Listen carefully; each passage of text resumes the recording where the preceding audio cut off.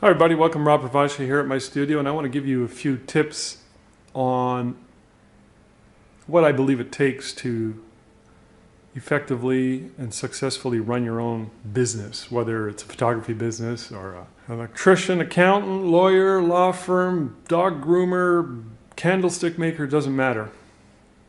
A lot of people want to start their own business and they miss the mark in many, many ways, and so this is for you guys, and it's for anybody who's also in business. I think there's some good information here that'll help you figure things out. So it occurred to me many, many years ago that in order to start a business, you need to have a very, very deeply felt and abiding idea, something that you are very, very passionate about, something that you want to pursue. And this comes from deep within. And it's something that you are so passionate about that you are willing to tackle the fears, the experiences, and the challenges that will definitely show up as you start your journey. And it helps you get onto a journey that is clear versus a journey that is filled with nothing but delusions and struggles. And as part of this, and I think this is where a lot of people mess up, and it's the idea that your self-image, in other words, your mindset, your self-image and the improvement thereof is one of the most important elements that often goes missing. I've said it a million times before, if you fix the owner, you fix the business. And that being in business for yourself, in my opinion, is one of the greatest self-help programs out there, because it's scary, it's challenging, and it allows you to expand and grow like nothing else before. Again, it starts with a deep, abiding concept or an idea, something that you feel very, very strongly about. It's not something that comes from outside of you. It's something that comes from deep inside of you. And you are willing to learn and grow and expand, and mostly you are willing to look into your own self and start working on yourself. Like Jim Rohn has said, don't pursue $1 million for the sake of acquiring $1 million. Pursue $1 million for who you will become in the pursuit. So he recognized that it was all about qualities. So a good place to start on this journey, other than having that deep abiding idea, which, by the way, sometimes as you pursue it and start the ball rolling, you realize it's a bad idea. So being able to be realistic and have accurate thinking is a good lesson, if in case that is the lesson you are learning. But a good place to start is to look at the qualities of who you need to be or who you are, and or you need to improve to acquire that position or that goal that you're trying to achieve. So since I mentioned the G word, goal, you need to have goals. It's really important to have 5-year goals, 1-year goals, monthly goals, and to look at your goals daily.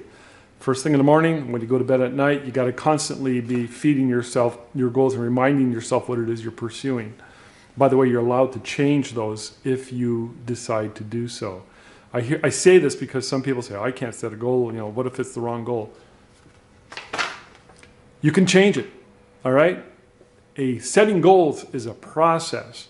So let's assume you have a vision, a goal, something that you're pretty sure of and it makes a lot of sense and it's just going to take a lot of work to get there. All right, next thing you want to do, like I mentioned, is set the qualities down. What is it and who is it and what are the qualities that go along with that position in life on your journey? Make a list of that. Now, a good place to start too, and this is absolutely very essential, is list the areas where you're messing up in. Years ago, I hired an executive coach, and it was really quite fascinating. And I was really quite pleased that one of the first things he told me was the process with which they used for this executive training was mostly goal setting. I was like, oh, well, there is no secret, is there? It's back to goal setting. And what he also had me do was create a 5-year vision and then a 1-year set of yearly goals, then monthly goals, and then list what are the things that are preventing me from achieving those goals and what are the things that are typically messes in my life. This is an easy place to start, guys. I mean, think about it. What's stopping you? What are the issues and messes in your life? This is a really good place to start.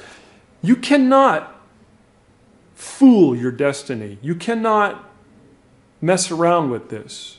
You cannot create a good, solid mindset and success attitude if you do not look at yourself and look at the messes that are holding you back. They could be financial, they could be emotional, they could be physical, they could be all sorts of things. You need to have a clear, honest, realistic look at yourself and say, okay, here's the issues. And this is good because once you do that, you know now where you need to go to achieve the bigger picture, whatever that big, passionate, abiding goal is that you have. Whatever that is, it's there. But there's something stopping the way. So who is it? Oh yeah, it was Dr. Maxwell Maltz. He wrote the one of the best self-help books, the Psycho-Cybernetics, which is your self-image, your self-talk, your self-hypnosis, a bunch of strategies that he's created. It's a very good book, by the way. I highly recommend it. He said that you cannot outperform your self-image. You can automatically enhance your performance and the results by expanding, improving, and strengthening your self-image. And this is part of the process, the journey. If you merely go after stuff, money, assets, and wealth as represented by things, you will be successful. But there's going to be something missing. So you need to look at yourself while you're doing this, and you need to improve yourself so that you improve the chances of living a better life. And you start there. You start with the right mindset. This is really, really all about mindset. And finally, food for thought. Jim Rohn, one of my favorites, said, don't wish it was easier. Wish for more skills, for better skills. You see, if things just fall out of the tree and fall into your lap because it was easy, then you do not get to develop as a person. Because really this is, as I mentioned earlier, a self-development strategy, a self-development opportunity.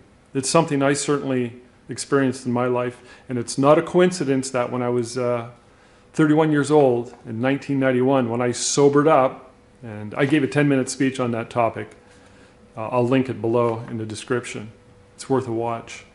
But it's not a coincidence that things changed for me when I really started to really look at my own life, and I started to do the things that I needed to do to really clean up my own life and to pursue a different list of qualities and attributes that I wanted for my life so that I can pursue my business goals.